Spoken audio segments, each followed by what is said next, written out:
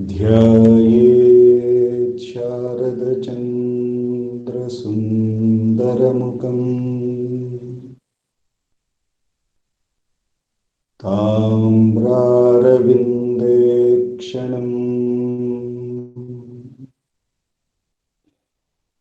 भक्ताभीष्टवराभयप्रदकरम् कौपीनमात्रोज्ज्वलम् स्वात्मानन्दरसानुभूतिविवशम् सर्वनवद्याङ्गकम् श्रीमन्तं श्रीरमणेश्वरम् गुरुवरम् योगासनाध्यासितं ध्यायेत् श्रीरमणेश्वरम्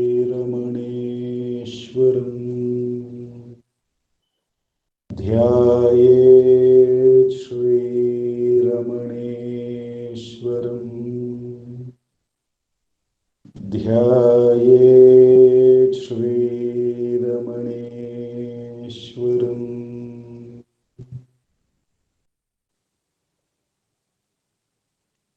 हृदयकुहरमध्ये केवलं ब्रह्ममात्रम् यहमहमिति साक्षात् आत्मरूपेण भाति हृदि विषमनसा स्वं चिन्वतामज्जतव पवनचलनरोधा आत्मनिष्ठो भवत्वम्। Namo Ramana. We shall commence today's evening Atma Vichara by listening to Bhagavan's Upadesham. We have been blessed to read from the book Self-Enquiry 1900 to 1950, a compilation of all answers by Bhagavan on the subject of self-enquiry by our founder president Sri A.R. Natarajan ji. We have been looking at a series of question and answers, very beautiful question and answers about the practice. And last couple of weeks we have looked at, many devotee asking Bhagavan that I have done many austerities, still I am missing the grace, and Bhagavan continues to answer what it means to do tapas and what is the difference between inquiry and meditation. Then continued on that, Bhagavan, the question answer goes here where the devotee is arguing that Bhagavan says that whatever practice one is doing, vichara will quicken that development. So then the devotee says that is arguing in a circle. I am developed and so I am strong from the quest. The quest itself gives me development. That is what Bhagavan is saying. So the Bhagavan answers, the mind has always this sort of difficulty. It wants a certain theory to satisfy itself. Really, no theory is necessary for the man who seriously desires to approach God or to realize his own true being. I repeat the answer. The man has always this sort of difficulty. It wants a certain theory to satisfy itself. The mind has always this sort of difficulty. It wants a certain theory to satisfy itself. Really, no theory is necessary for the man who seriously desires to approach God or to realize his own true being. Then devotee and questions the next one. I'll read this series of questions, very beautiful. Whenever a question is put to you, you say know first who it is to whom the doubt occurs. Or you say, does anybody doubt the doubter? Comma, know yourself before you proceed to speak of others. This is a veritable supreme weapon at your hands to deal with the questionnaire. Bhagavan says, yes, what are you trying to say? Devotee, be pleased to come to our level and remove our doubts. You can understand our position. We cannot understand yours. You are far above and we are far below. If you wish, you can come to us. We cannot go to you. Bhagavan, what are you driving at? Devotee, they say the self is everywhere. Brahman is omnipresent. If myself is Brahman, I should be everywhere. But there is the feeling that I am in this body or confined to this body. Even if I am distinct from the body, I am inseparable from it. Similarly, I am inseparable from the mind. Even the I seems to be part of the mind. Where is the mind without the I? Bhagavan, have you finished? Doubts never end. If one doubt is removed, another takes its place. It is like removing the leaves of a tree one by one. Even if all the leaves are clipped off, new ones grow. The tree itself must be uprooted. Devotee, what can be done? Is it wrong to think and express doubts?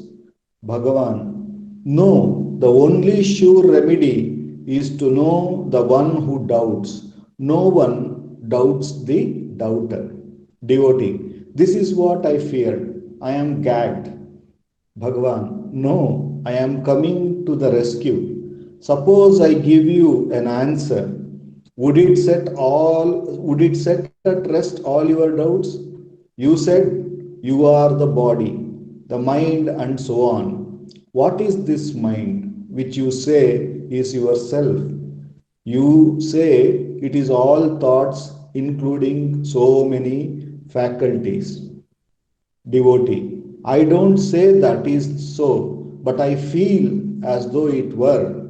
Bhagavan, then this I is a radical thought, an intimate feeling, a self evident experience, an awareness that persists even in the deep sleep when the mind is not active, as in the waking state.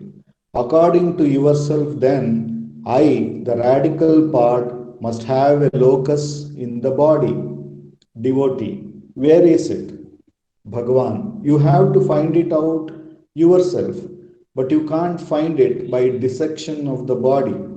Devotee, how then? By dissection of the mind? Bhagavan, yes, as you are the mind, that is why I say, know thyself. Devotee, but is there really a center, a place for this I? Bhagavan, there is. It is the center of the self to which the mind in sleep retires from its activity. It is the heart which is different from the blood vessel. I'll stop here.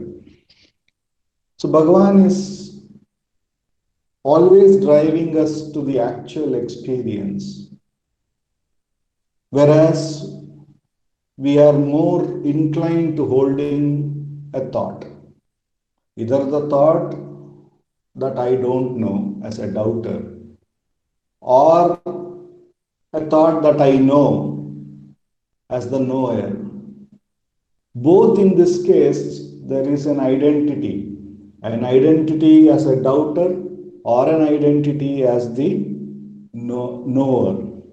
Whereas really the self knows the doubter, knows the knower, and at the same time Absolutely no memory of the doubter, absolutely no memory of the knower. Therefore, when Bhagavan says, I know that I don't know is real knowledge, what he is really saying is that the real self knows, and whatever is happening at this point in time, it is aware, but it is not recording it as a memory, as a thought, as an experience. It is just happening as an experience, and then it moves on. Like a child which just is so happy with whatever is in its front, and when it moves on, it moves on. So Bhagavan is trying to bring our attention to our natural state. That is our natural state. We are the light which is lighting whatever is there, a thought, an idea, everything is being lighted. But at the same time, there is neither an desire nor an aversion to the things that is happening. There is not even an attempt to record it as a good event or as a bad event. It is just happening and it is just passing on. This is our real natural state. So Bhagavan is trying to bring our attention to that. On the contrary, if we doubt, if we answer a doubt, what is happening is it again the answer is the identity is moved from the doubter to the knower of the answer. So, likewise, we continue to move from one idea, which is I am the doubter, to another idea or another identity, more precisely, that I know now the answer. And with that, because the attention is constantly outward turned, even that answer may be intellectually questioned by another conversation, then again a new doubt may start. So, constantly our attention, our identity is going with this idea or the thoughts, either the thought of a doubt or a thought of an answer, and it is going outward turned continuously. Whereas when this whole phenomena is happening on the screen, there is the self which is looking at it as experiencing it without an aversion or a desire. And Bhagavan is asking us to turn our attention to that. So Bhagavan in Nullada Narpadu says, because of ignorance, knowledge shines, and because of knowledge also the ignorance shines. But for whom is this knowledge and ignorance?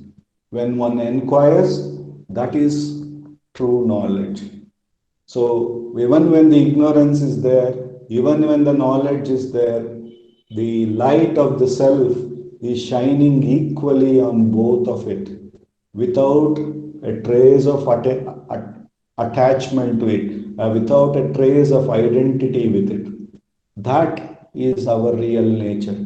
So Bhagavan brings our attention repeatedly back to our real nature.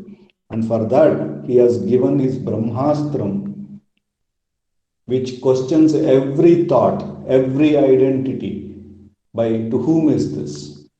And we get to know it is for me, and thereupon it provides an opportunity to inquire who am I, which is we go to the which takes us to the source, the self, verily our own state. With repeated practice, Bhagavan assures that one will gain enough strength to remain at the source, to remain as that very self that we are.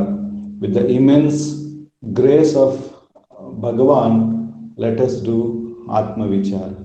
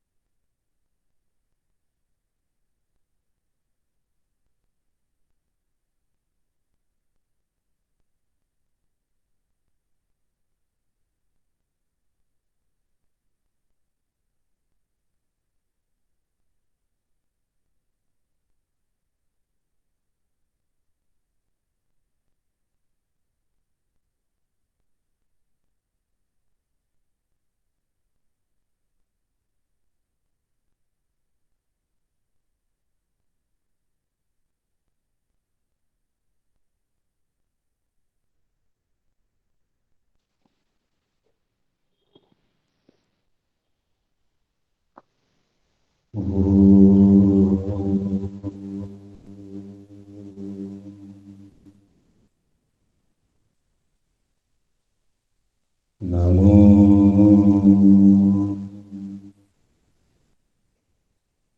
Bhagavate Shri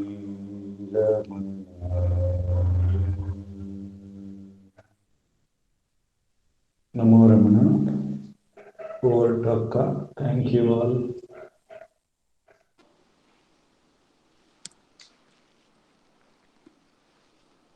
Namo Ramana. Prostrations to Ramana, who shines as the Self in all beings.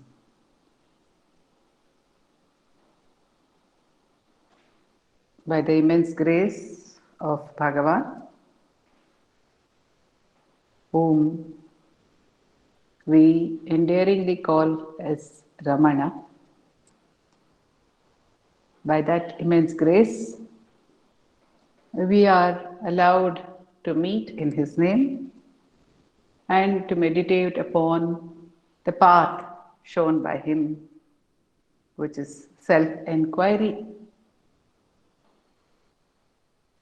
For every one of us, the goal is quite clear, or at least appears to be clear.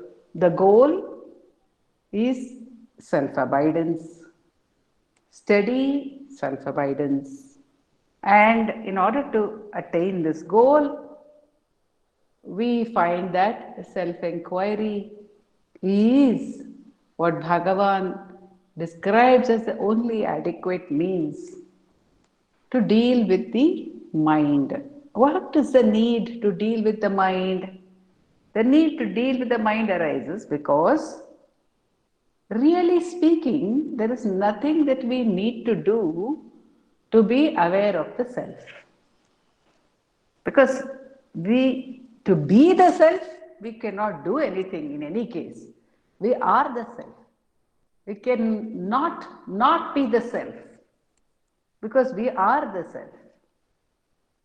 We are the self, but we have a difficulty, as Dilip was reading out in the question and answers with Bhagavan, the conversation between Bhagavan and the devotee. The devotee says, yes, the self is all pervading, but I do not feel myself to be that.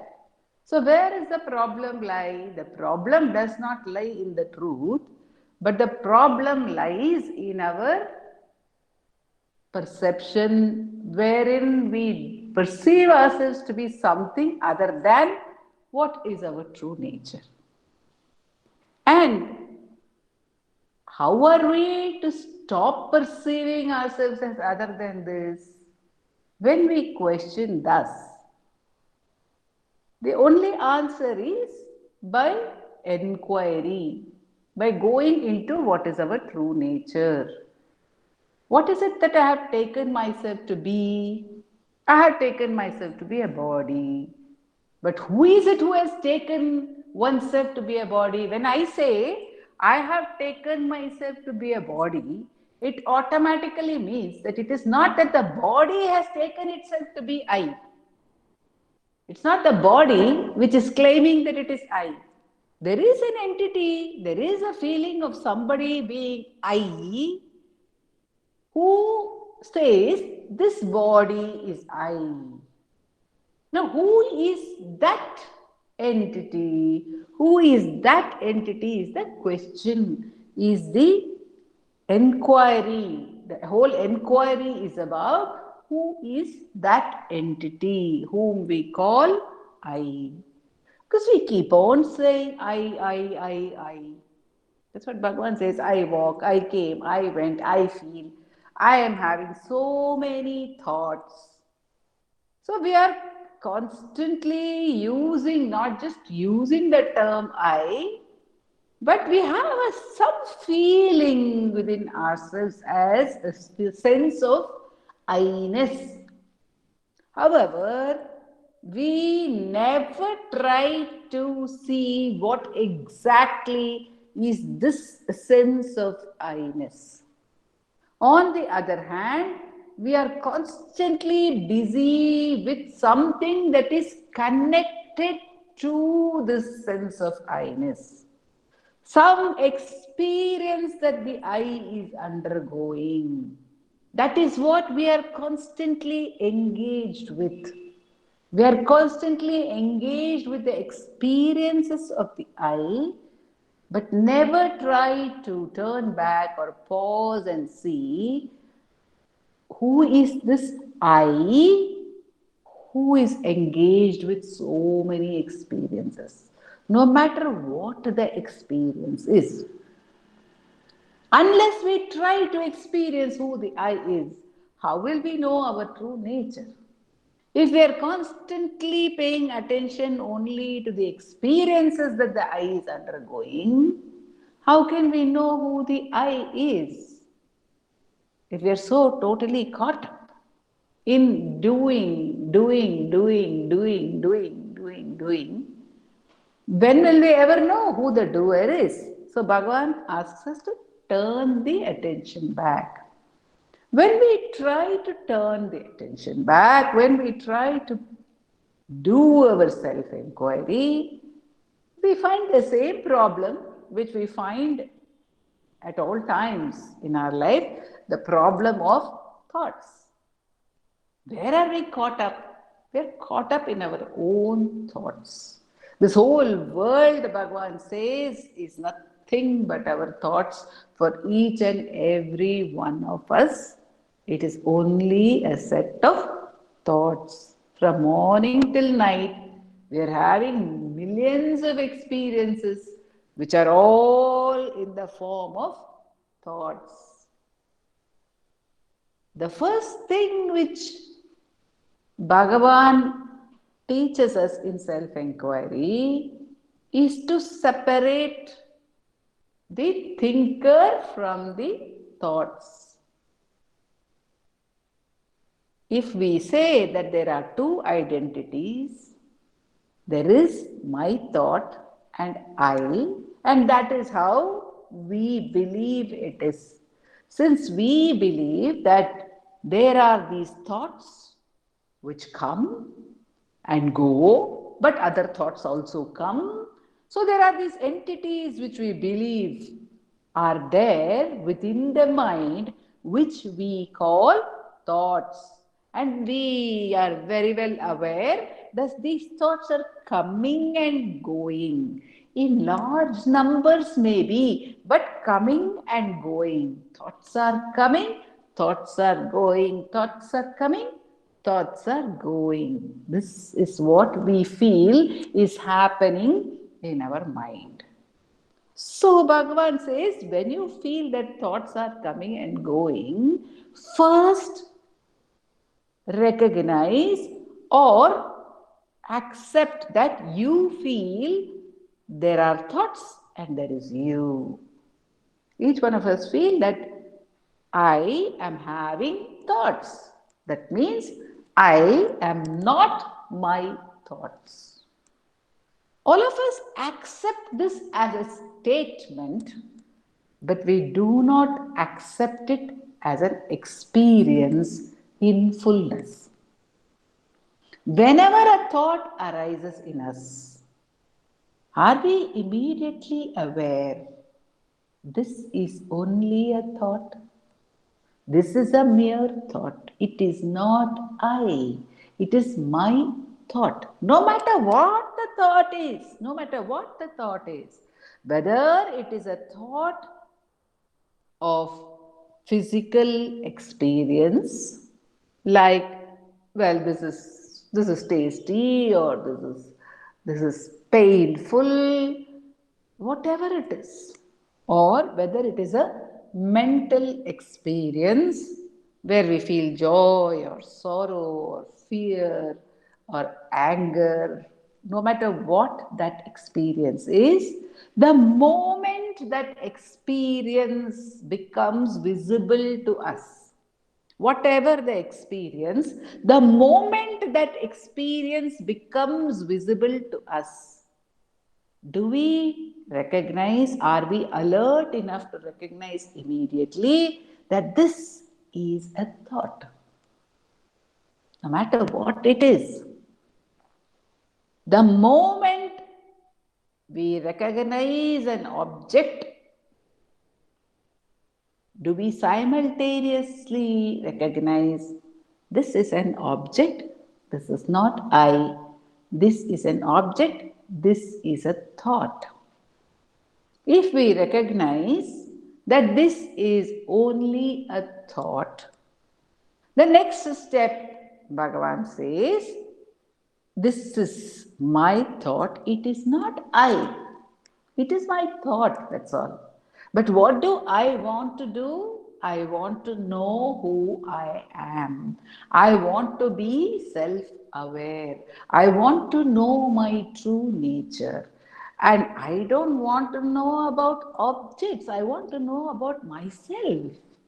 So, what's the big deal if I'm paying attention to an object, to a thought? No big deal, no point. So, no matter what that object is, how important the object may seem at that particular point of time, if my concern is to know myself, I would not be busy with an object. I would tell myself, this is a mere object. This is a thought. It has come, it will go away. Another thought will come, it will go away. Millions of thoughts have come, millions of thoughts have gone away. Millions of experiences have come, millions of experiences have gone away. Good, bad, indifferent, all have come, all have gone away. Therefore, none of them are I.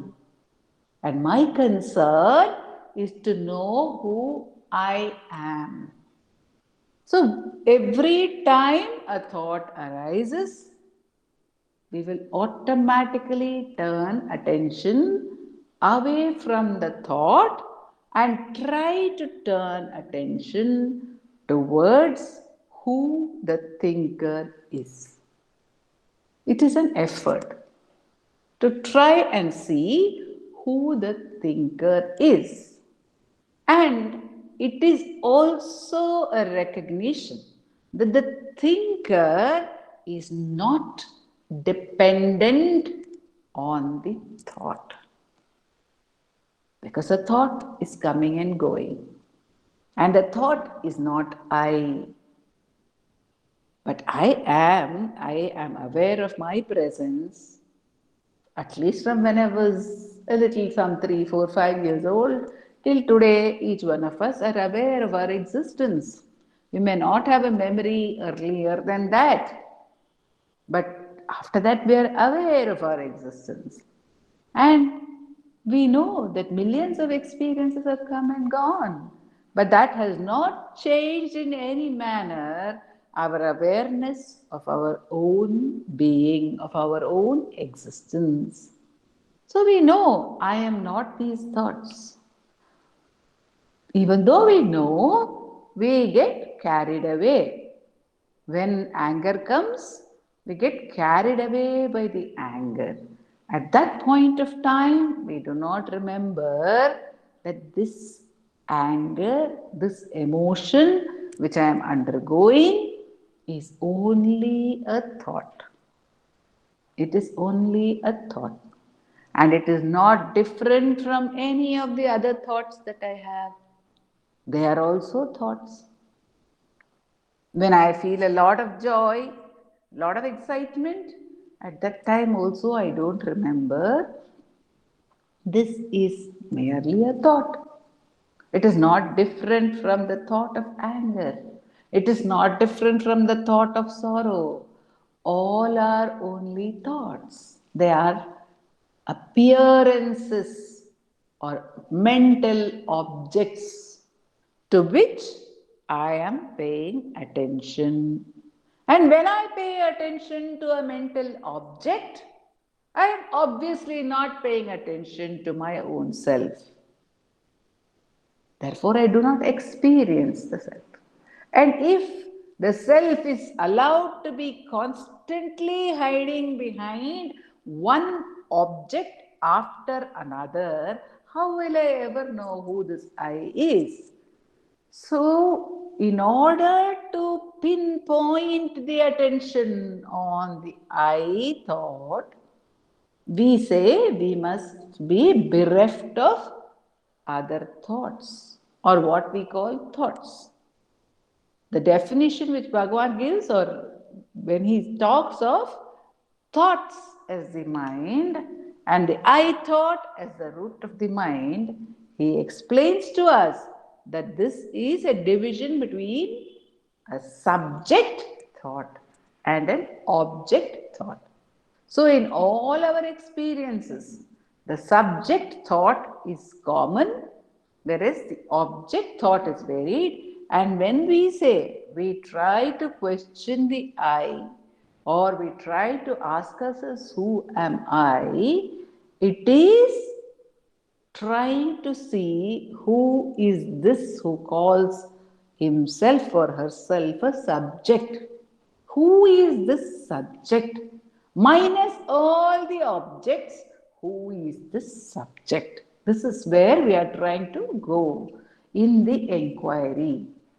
And if we say that we are having not enough strength to pay attention, we must remember that is also only a thought. If I say I am not able to focus on self inquiry, I am allowing myself to get carried away by the thought of not being able to focus. That's also only a thought. I am not able to focus.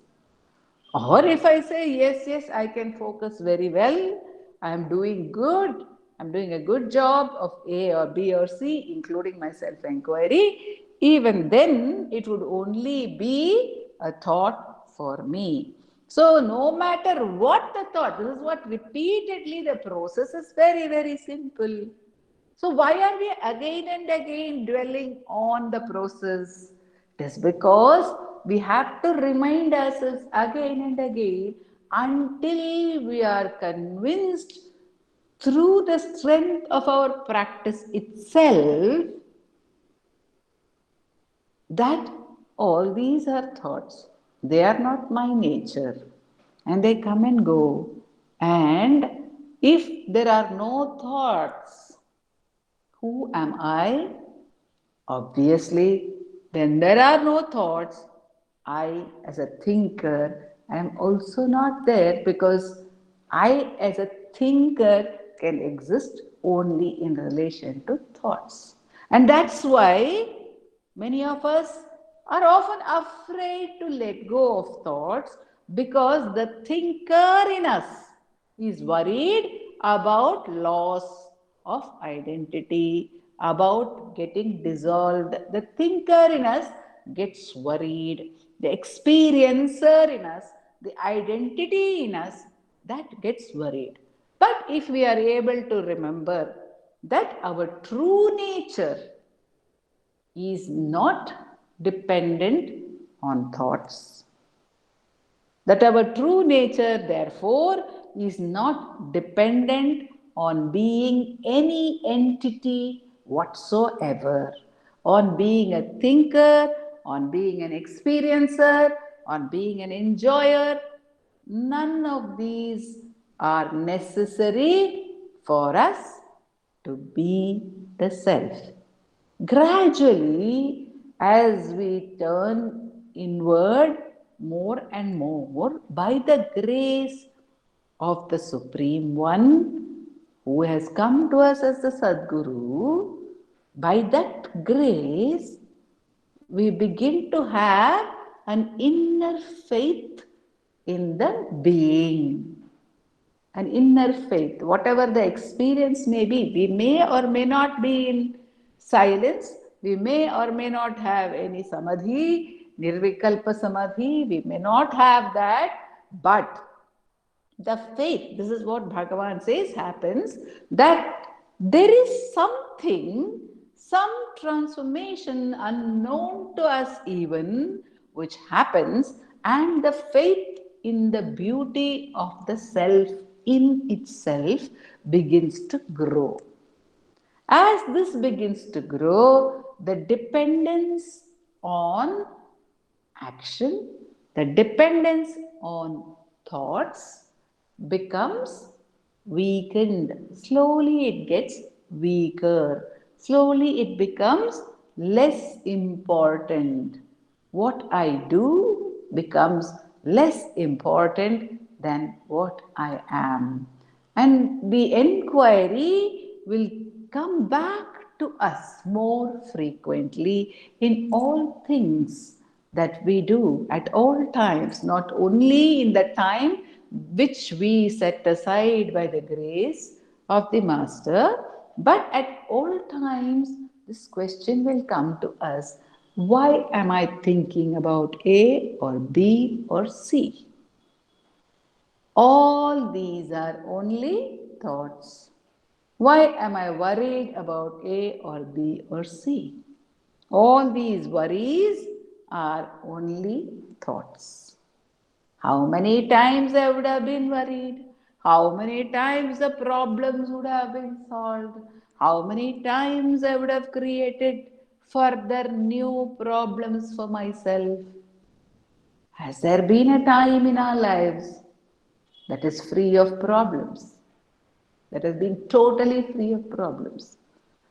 Even if the time was free of problems, would our minds have seen it as a problem free time? Because there is always some issue or the other.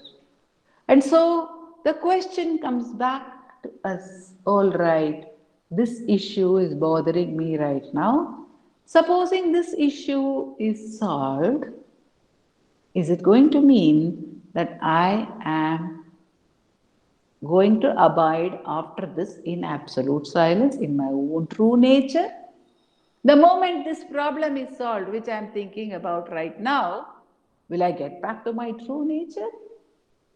Or is it likely that another problem will crop up sooner or later and my mind with attention will go to that? Or the other side, if I'm excited about something, if I'm happy, not in the natural happiness of the self, but happy about something, then also the thought may arise in us, well, I'm now excited about this. But this excitement will also pass. So many times I have been excited about so many things. So many things have happened. So many beautiful things would have happened in every one of our lives. Just as problems would have come and gone, beautiful experiences would have also come and gone. Have they given us that lasting peace of being in our own true nature? They have not done that. And then ultimately, there is always the question of death. When we see at such times as we are going through now, there is death around us, there is death in the air, there is disease in the air, there is fear. And what are the answer? What is the answer to all these other than total freedom of the self? There is no other answer. There cannot be any other answer. That's why Bhagavan says that when there is any fear, the only answer is surrender to the one who is free of death. Death meaning the ending. We are always afraid of ending of some of the things. And we are afraid of the coming of other things, the beginning of other things. Birth and death are something that we fear. And where is the answer? So long as we are keen on being engaged with births and deaths of thoughts, so long as we are keen on the rising and setting of thoughts, where is the end of birth and death? Every thought is a birth. With every thought, I am born as a desire that is propelling that thought, that takes shape as the thought. So, with every thought, we are born. And when that thought passes, we die, another birth happens, another thought is born, that thought dies away. So, Bhagavan says when he is praying for his mother's recovery, Alayai varupiravi அத்தனையும் மாற்ற மலையா எழுந்த மருந்தே. மருந்தே. மலையாய் எழுந்த மருந்தே. So that hill Arunachala is referring to is the hill. What is a hill? A hill is absolute stillness. The name for a hill is Achala. It does not move. That which does not move is the self. That is why Bhagavan says Ahame Arunachalam என நினைப்பவர் அகத்தை வேறறுப்பாய் Arunachala. So that is the self, that is the hill, which is the self. And it is the answer, it is the medicine. The stillness of the self is the medicine. அரு மருந்தொன்றொண்டு அவனியில் அதுதான் அருணமாதிரம் என அறிவே. Know this, says Bhagavan. Know it to be the rare medicine. The rare medicine for all problems, not for one or two. And this is a point which Bhagavan affirms, reaffirms, reaffirms. He says in Ramana Gita, Sarva Klesha Nivritti Syat Palamatma Vicharata. So when all the problems have to be sorted out, how can they be sorted out except within us? Because the source, the manifestation of all problems happens only in our mind. If there is a problem, but we are not at all aware of it, is it a problem for us? It is not a problem for us. And even if there is no problem, if there is a problem situation that we have created in our own minds, can we say there is no problem? There is a problem because the problem is there within us. In our minds, the problem is real. So every difficulty exists only in our mind. So the solution for every difficulty has to happen only in our mind. We can take each difficulty one at a time. We can take thoughts. We can reject thoughts. I don't want this thought. I don't want this thought. I don't want this thought. How frequently the thought arises when we have to keep on rejecting, keep on rejecting, keep on rejecting. But instead, Bhagavan says, the moment you start asking for whom, the recognition that all these are my thoughts, they're not I. Never mind what the thought is. I don't even have to let go the thought, and neither do I watch the thought, because it is not I and it is not my concern at all. I'm not interested. I'm simply not interested in the thought because I am interested in knowing who I am. Again and again and again, when this is reiterated within us, then slowly, the importance and the beauty of turning to the self begins to flower within us, and it will be brought to its fruition by Bhagavan at the right time. There is no doubt about that. He who by His grace has brought us to His feet, He who by His grace has revealed to us the path of self-inquiry, He who by His grace is ever shining as the self within us, welcoming us back into His embrace, has nothing else to do except by the very nature of that grace to reveal itself to us. But in this whole play, in this apparent play, there seems to be something called time. And so long as we believe we are bound by that time, so long as we believe we are an entity, things will happen at the right time. So, this too, the fruition of this effort, which happens by His grace, will happen at the right time. Om Namo Bhagavate Sri Ramanaya. Dilip?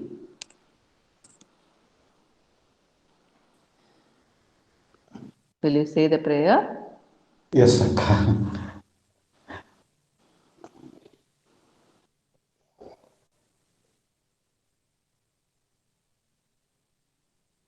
अपार सच्चित् सुखवारिराशे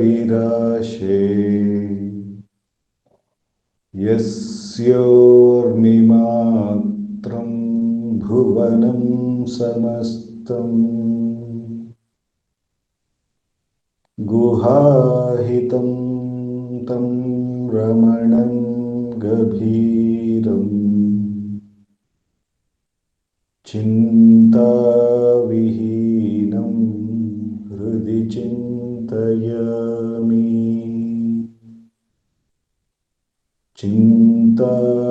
चिन्ताविहीनं हृदि चिन्तयामि नमो रमण Namo Ramana to everyone. Namo Ramana.